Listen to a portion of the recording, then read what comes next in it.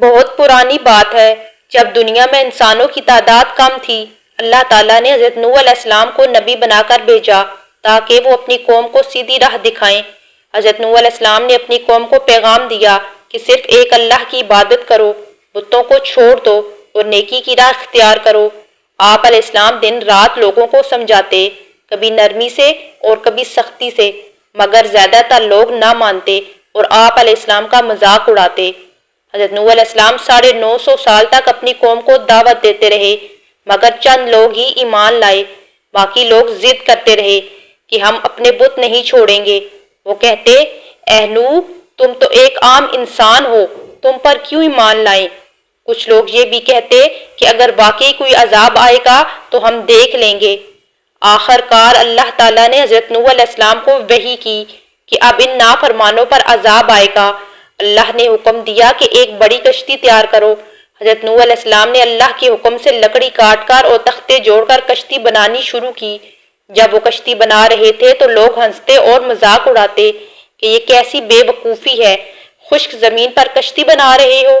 لیکن حضرت نوح علیہ السلام صبر سے کام لیتے اور کہتے، آج تم ہنس رہے ہو، مگر جلد وقت آئے گا جب تم رو گے۔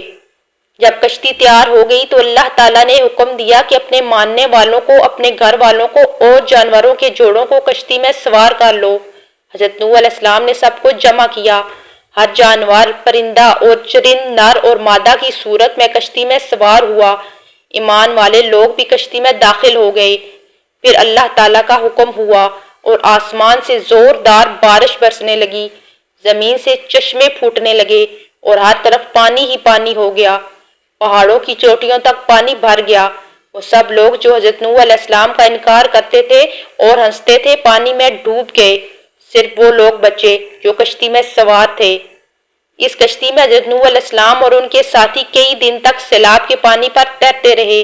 آخر کار اللہ نے زمین کو حکم دیا کہ اپنا پانی نکل لو اور آسمان کو کہا، بارش روک دو۔